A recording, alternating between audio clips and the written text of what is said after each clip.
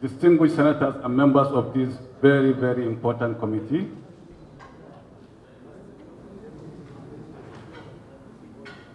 all invited stakeholders, good afternoon.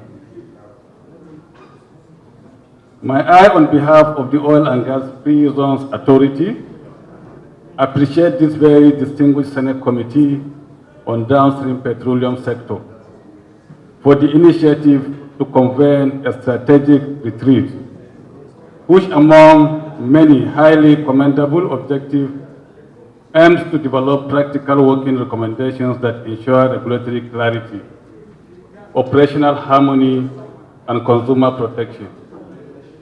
In this regard, I must respectfully convey the gratitude of the Oil and Gas Free Zones Authority and the entire licensees to the Senate Committee for its wisdom in focusing our deliberation at this August gathering on developing practical solutions that will ensure that national energy security is not undermined, and that investor confidence in our nation is enhanced by this commendable effort to strengthen the integrity of the Nigerian free zone regime. The position of all relevant laws regarding the legal framework governing oil and gas free zones generally, and that of Dangote Industries Oil and Gas Free Zone in particular, is already very clear that the Oil and Gas Free Zones Authority is the apex regulator in the oil and gas free zone. This position portrays and clearly collaborated by the recent authoritative legal clarification issued by the Chief Law Officer of the Federation for proper context. The distinguished Senate Committee is already aware that in March this year, 2026, the Honorable Attorney General of the Federation and Minister of Justice issued a formal legal opinion to Dangote refineries regarding regulatory oversight within the Dangote Industries Free Zone. That legal position, which is based on provision of all the relevant external laws, already provides the Senate Committee with very clear legal guidance on the subject matter upon which we have gathered to deliberate. In the first instance, the Honorable Attorney General of the Federation, in his legal opinion, personally signed by him, being the Chief Law Officer of the Federation, undoubtedly affirmed that after examining the Petroleum Industry Act 2021, he concluded that as far as the role of the Nigerian Midstream and Downstream Petroleum Regulatory Authority is concerned, there is no provision extending the regulatory oversight of NNDPRA into the free zone. This affirmation eases the burden of work of this distinguished committee and provides a legal compass for all other discussion at this retreat. The Honorable Attorney General of the Federation legal's opinion further resolved that NMDPRA regulatory authority only becomes applicable in relation to movement into the custom territory of Nigeria and not to petroleum operations conducted wholly within the free zone. This clarification is very important, not because it diminishes the role of any government institution, but because it provides a firm legal foundation upon which all institutions can cooperate in the course of discharging their various mandates. It is important to respectfully state that the Oil and Gas Free Zones Authority is the apex regulatory agency of government in Nigeria's oil and gas free zones, as captured in Section 5, subsection 1A, 1B, 1C of the Oil and Gas Free Export Zones Act, Cap. 05, Laws of the Federation of Nigeria, 2004. The Oil and Gas Free Zones Authority is statutorily mandated to administer, manage, regulate, and coordinate activities within the nation's oil and gas free zones in a manner that preserves the integrity of the free zones regime, promote investor confidence, and support national economic objectives. However, this mandate does not mean that the Oil and Gas Free Zones Authority acts in isolation or excludes the legitimate roles of other competent agencies of government. Rather, our mandate empowers us collaborate with relevant institutions. Let me respond to the question of the distinguished Senator Ningi, who is my elder brother from the Northeastern Zone. So actually, from the presentation from the last presenter, there are a lot of takeaways that are very key. And let me say this categorically. There is no conflict between Oil and Gas Free Zones Authority and Midstream and Downstream Petroleum Regulatory Authority. The best practices in the free zone concept globally is that there is one free zone regulator who coordinates activities of other relevant government agencies.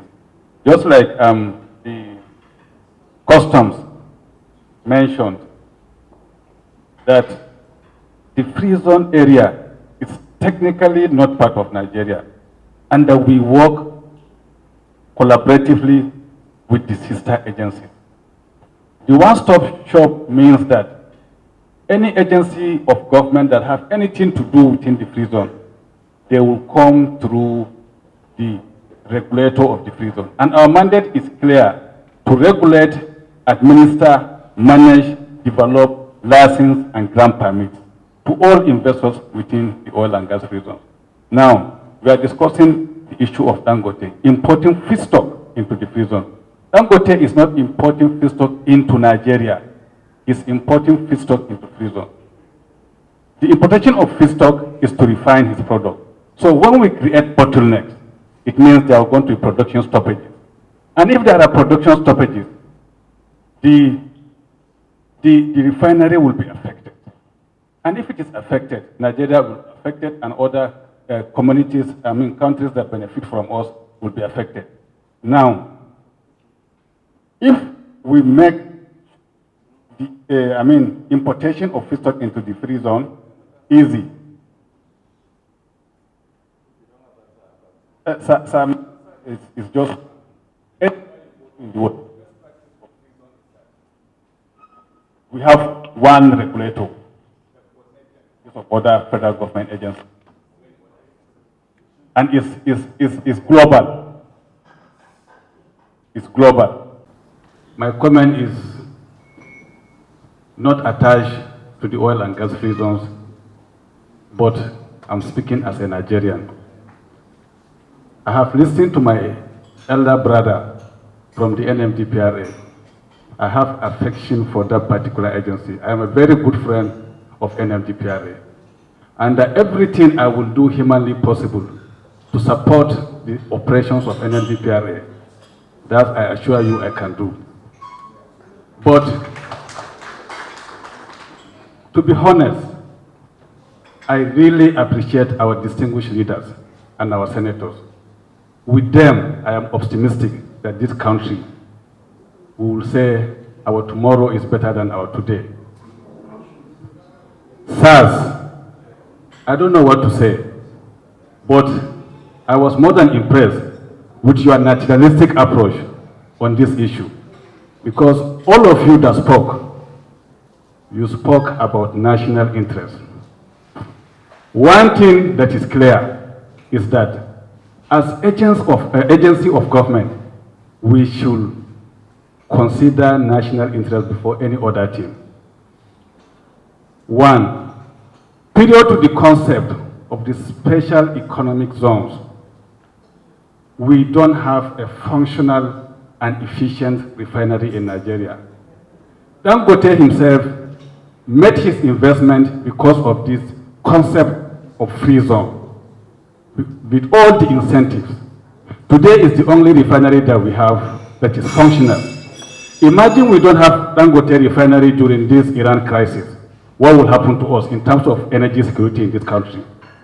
Now, Dangote's capacity is already 650,000 barrels a day. It's the biggest in the whole of Africa. And he pledged to upgrade the facility from the current 650,000 barrels capacity to 1.4 million barrels capacity a day. That will make it the biggest refinery in the whole world. I think he needs to be encouraged. The agencies of government, whether OGFZA or NMDPRA, let us not focus on revenues. Let us look at national interest, which is key. We all emphasize about national energy security. If you are a hydrocarbon producing nation and you cannot sufficiently refine what you use domestically, that means you are not energy independent. And if you are not energy independent, you don't have the energy security. So Dangote should be commended for this investment. And he should be encouraged. As agencies of government, we should not be counterproductive. We should not serve as disincentive to productivity and national interest. And in your submissions, you said the Oil and Gas Reasons Authority was to administer, but our law is very clear. We are a regulatory agency of government and a sector specific to regulate oil and gas in the oil and gas free zones. We have the power to administer, we have the power to license, we have the power to grant permits, and we have the power to regulate each and every agency, each and every activity in the free zone. And we are working collaboratively with our sister agencies, very responsive sister agencies. The Nigerian Customs can attest to that. Nigerian Immigration can attest to that. NPA can attest to that. But the point I want to make is that we are not competing. Let us not compete. Today I am in OGFZA. Tomorrow I will be in NMDPRA. You are in NMDPRA today. You might end up being in OGFZA tomorrow. But Nigeria is Nigeria. Let us look at Nigeria as our country and let us do everything humanly possible that it will ensure energy security and safety of our people. I rest my case and I thank my leaders. Thank you, Senator. Thank you. Thank you, Dandy. First of all, let me commend the leadership of the Senate Committee on Downstream Petroleum Sector for their wisdom in coming up with this retreat to address a critical national issue that will enhance investor confidence in our country. From the deliberation and resolution, I believe will be better for it, and that we're going to have amicable solution to the issue. Investment is key to creating jobs, transferring technology, and building inclusive and sustainable industrialization in our country. So it's key and it must be protected. The projection is that by 2050, Nigeria will going to be the third most populous country in the world. Will be around 400 million people by 2050, the third most populous country in the world. So all we need to do is to encourage productivity, is to transfer technology, is to skill our people, educate and train. The concept of free zone is technology transfer, skills acquisition, and then attracting FDIs, LDIs.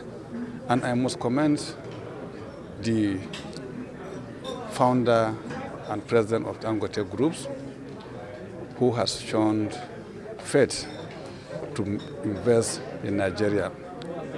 His action demonstrates faith in our country, and with what he has done, it is easy for any foreign investor to also bring his resources in our country.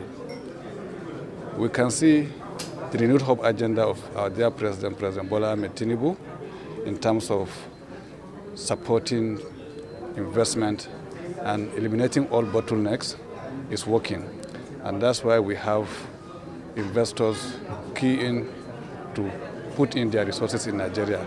So we have to do everything humanly possible to eliminate all bottlenecks so that that can be encouraged. And as agency of government that is saddled with the responsibility to regulate, administer, develop and manage investment within the nation's oil and gas free zones.